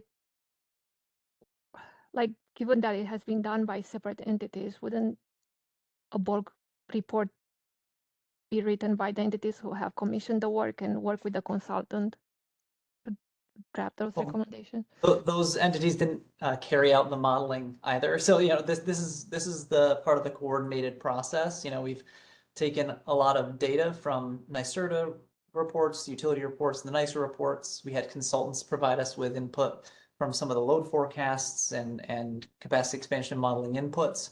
We had the NYSO run all of the modeling and provide us with the results. And the JU have been there the whole time, just like anybody has, you know, with the work that's been developed. You know, we'll be relying on them to write up this report. And we have all the publicly available information. We do not have Quanta under contract anymore, so they are not going to be supporting the final report. And like John said, you know, this is part of the process that has been, you know, set up for the last 3 years, you know, through the CGPP order and AREGBA, that, you know, the JU are on the hook to put out this report. If you have other suggestions, which I'm sure there's a million other suggestions, and I have my own suggestions, this is actually a big part of the comment period as well, is, you know, you all have been closer to this, but everybody from the outside who might not be an EPAC member, they might have suggestions for how the process should even work in the first place, and so might you all.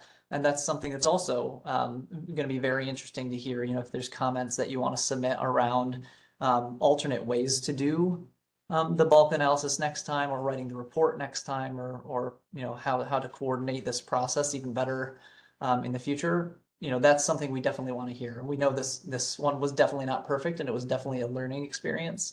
But I think we checked all the boxes, and we're at least to evaluate able to evaluate some of these nearer term needs and test some new capabilities in the model. But definitely, like John said, encourage you to provide any of that feedback on both the process and the results. Thank you. And one last comment on the headroom and the build out. So there was the mention made on the build out change between zones because the headroom, incremental headroom cost was higher than what was provided in stage 1. So that indicates, like, the model is looking for the cheapest generation combined with the cheapest transmission option.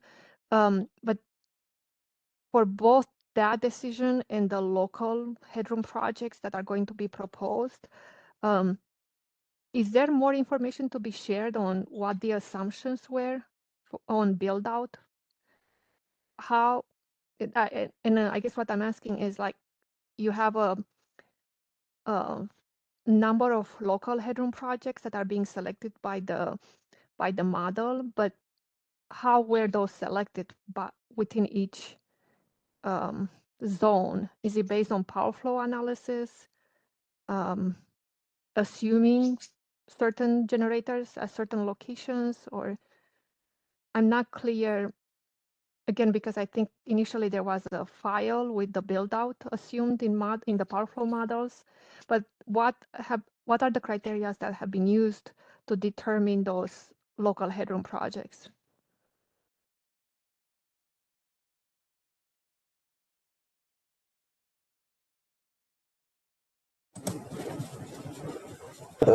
Jeff Marr, I'll take a crack. Ultimately, remember that this is a capacity expansion model that's done on a zonal basis. So the inputs that we give this model for essentially stage 5, the change that we made, the primary change that we made in stage 5 is that we gave the model real projects at real costs.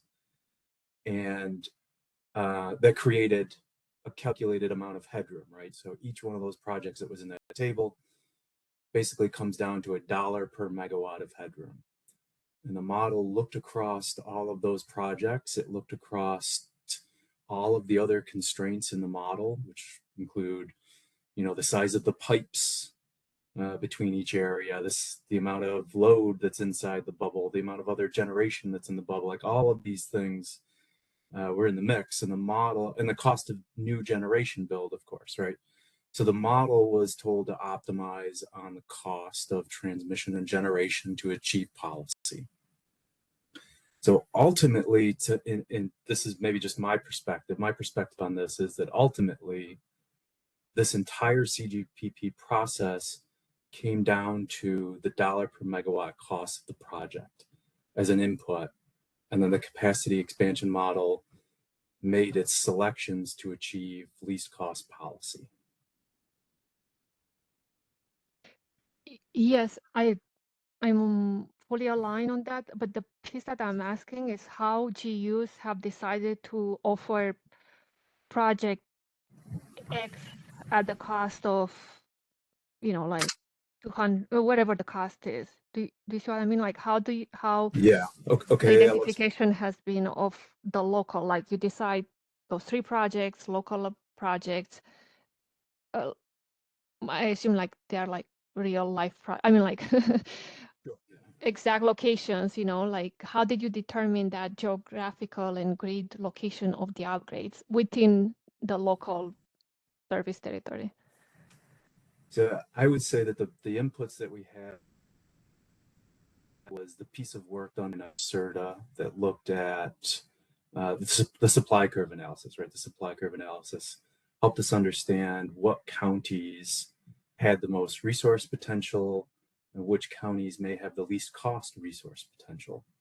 From there, it was really about building least cost headroom.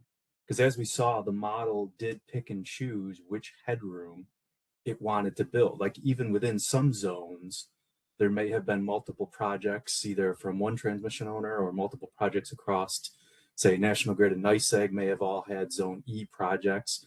Well, what the model did is it selected the least cost project. Right, so the incentive, or the objective, I guess I should say, the objective here was, how can we most cost effectively create headroom in the areas where the supply curves are telling us there is resource potential.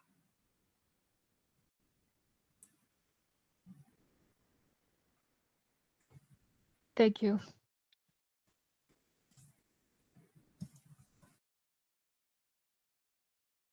Oh, I think we have another question in the chat. Or, sorry, Hi. hand raised. Yeah, go ahead. Yeah, this is Katie Schmidt from New York City. And I'm going to apologize in advance. I got pulled away from slides, I think 25 to this slide. We're dealing with a bit of a fire drill today. But, you know, I think kind of building on that. And so if I say something ask something that's been covered or say something that misses something that was covered, I apologize.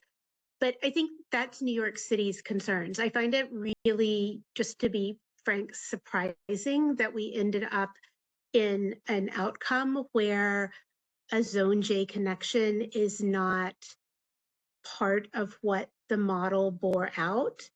And I don't know if that is because that kind of lowest cost seeking function of the model just fundamentally like gets cranky in New York City where everything is high cost. But I also worry about this assumption for the DFERS.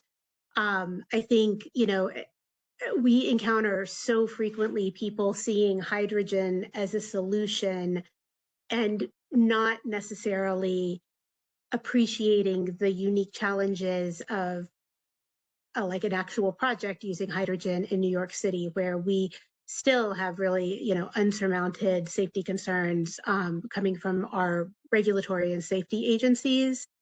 And where I see this locking us in is it's going to be really hard to overcome this being out in the world. But where I see this directing the city investment is towards fossil fuel generation in the shorter term. Like, I don't totally understand how this squares with the Con Ed and NYSO reliability forecasts in the 2030s. And as like putting forward like solutions that are viable to start solicitations now, which I don't see includes a hydrogen DFER. And so I'm worried about, you know,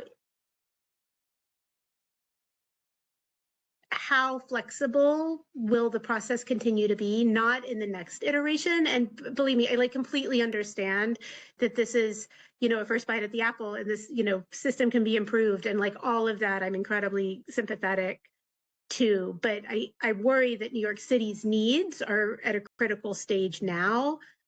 And by deferring transmission solutions, if this is indeed the basis for decision making, it's doing so based on assumptions that are proven to be problematic for New York City's needs, but doing so in a way that will result in city fossil solutions instead of decision making that maximizes transmission and renewables before looking at fossil solutions as kind of the final gap filler.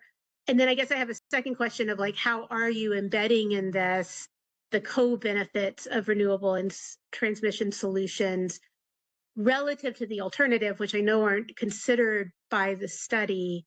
But when you think about lowest cost, what I kind of see happening is like lowest cost is never going to be anything in the city. And then where you leave us is not comparing apples to apples with fossil solutions that have extraordinarily high in city combustion and climate costs that aren't integrated into the consideration of those fossil projects in other fora.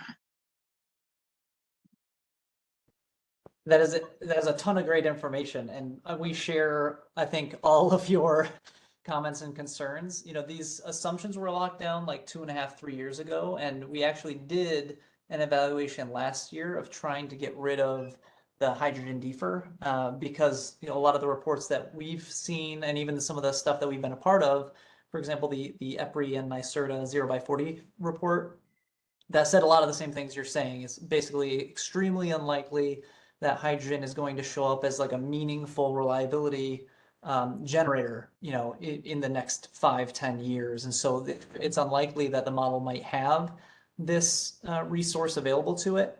The issue that we ran into in what's scenario 7, and I actually dropped this into the chat earlier for Yeah, I saw Chris's that, question. but Yeah. I haven't refreshed my Yeah. memory.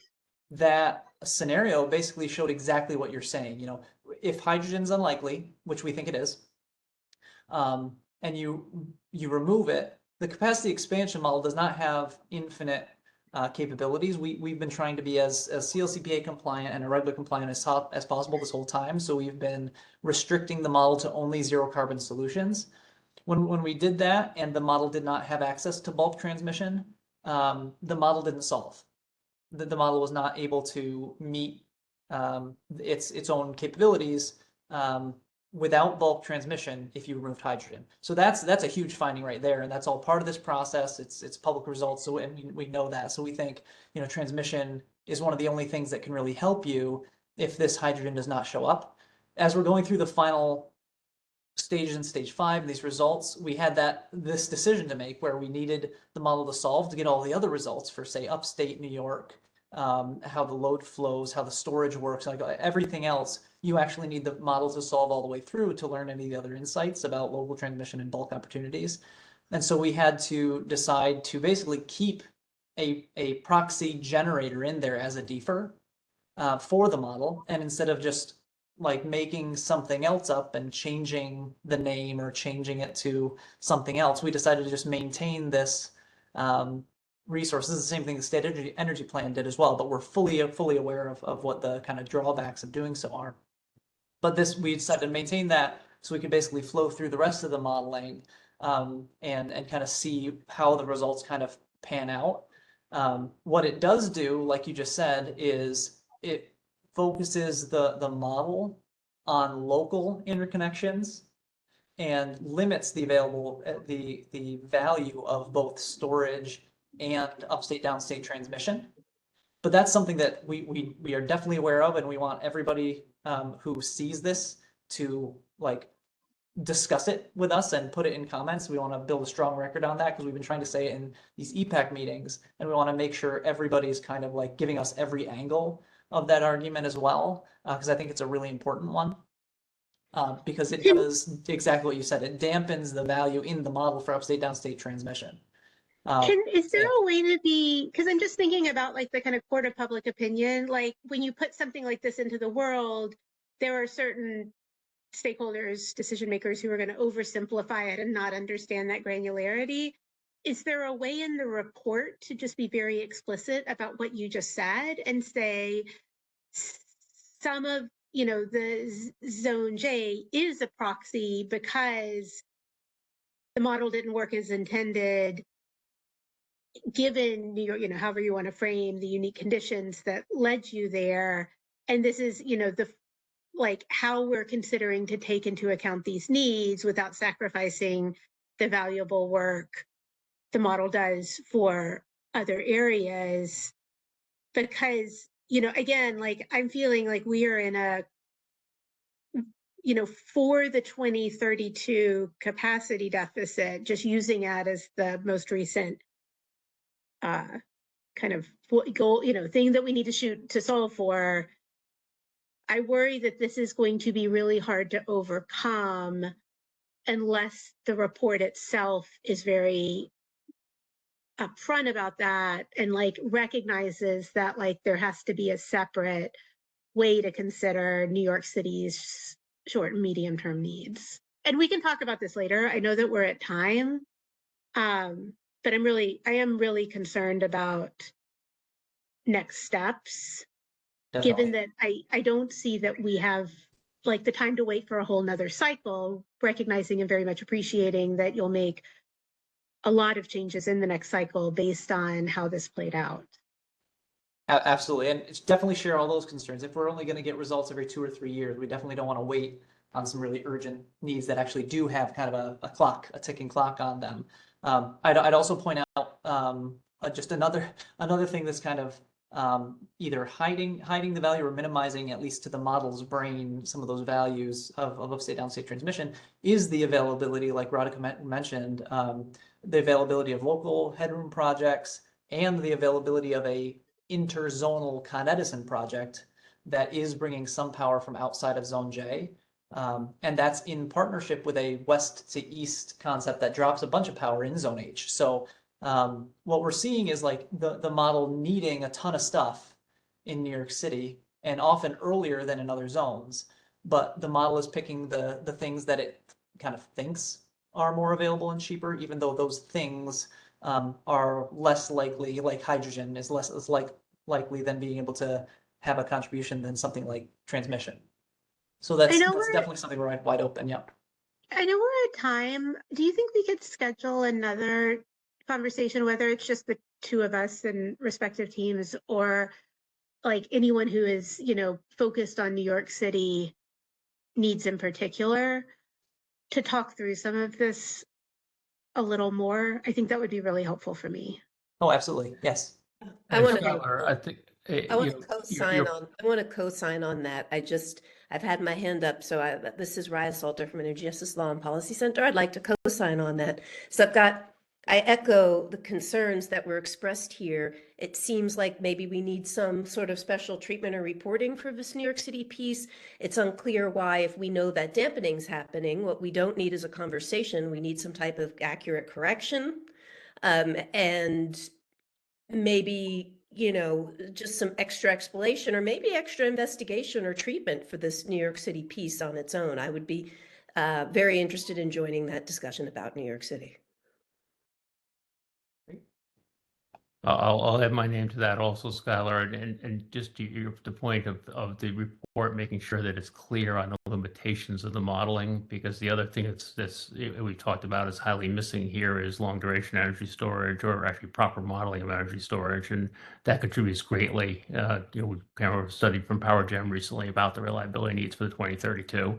So getting that right is really critical going forward also. So we should make sure we're noting where those limitations are. Yeah, and I'll just say, like, maybe we need some clarifications. You know, like maybe there needs to be some additional work on, given the importance of the zone and the need for this to be clear.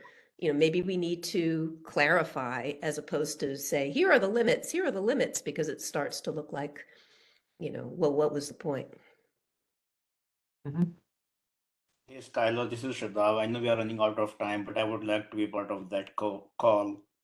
I 100% agree that the Zone J and K assumptions are not realistic. And actually, I was going to make a comment that have we thought about if both offshore wind and DFR does not materialize? We all know that these zones have the resource adequacy problem in next 10 years. And this is a serious reliability problem. I don't think we can afford to kick this can down the road. I think this is the right time to make a right decision for these zones. I'm very interested in that discussion. If you're going to set up a call, Skylar. Yep. I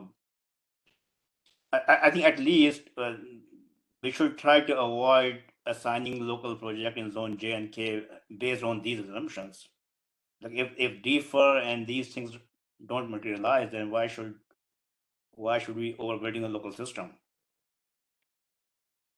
Yeah, I agree. We're going to need a lot of support in Zone J. I would say that, you know, the load assumptions we're using in this model are, I think, a little bit higher than the current load forecast, but it still maintains that point that, you know, in the next 5 or 10 years, load is growing. If the resources that we originally were intending to meet a lot of that load are not going to materialize, and there aren't other zero carbon options for in-city generation, it does put all the eggs in the transmission basket. And I think that's something that we've heard a lot lately, and we're totally interested in talking more about and definitely have our eye on. And I think the model results here support that argument for a lot of you know, upstate downstate consideration. So happy to have another discussion specifically about how all these results align with, you know, current conditions in New York City. So we'll try to set something like that up. It might just be a whole extra EPAC meeting, you know, to talk about, you know, New York City specific issues. I So would let love me just- nothing more. Yeah. And, Not- yeah, I another- mean, you know, we've talked about Skylar, like, I think New York City is like, we would like to start a transmission solicitation as quickly as practicable. I think you know, I don't want to see like the model pointing to, oh, you know, transmission is the solution as being a problem. Because I think that's where we see the real like no regrets action being, even as we wait to see how offshore wind pans out and like all of the other things work. I think what I want to make sure kind of in the first instance is like to make sure that the report frames it in a way that's not confusing for decision makers to read, to say, oh, the model's not selecting a transmission solution to zone J, and that's, we need to like take that at face value, but then also be like, yeah, we'll make ourselves available for a city specific conversation. I think we'd really appreciate that. Yeah, and I was just going to follow on and say though, what we're hearing, what this report is saying is we need more transmission in this zone. We're hearing- So that's what the results are saying, and that needs to be Yep. grappled with and not just only adjusted for. Yeah. 100%. I'm kind of bummed that we had to wait all the way till the end to get into that. I wish we had more time for that, and I guess that's why we need a whole other discussion. So we'll try to schedule that in the next few weeks, and really appreciate all the extra time and the awesome feedback we got today. Hopefully this is priming everybody's pumps and getting their hands ready to write a whole bunch of comments, because that's going to be really, really important throughout all of this. And we'll try to schedule something as soon as we can to get back on the phone around those New York City considerations. But I think we have to wrap this call today. We're a bit over time, but appreciate everybody's participation, and we'll talk again very soon. Thank you, Skylar. Have a great thanks. afternoon, everyone. Thanks. Goodbye. Thank you.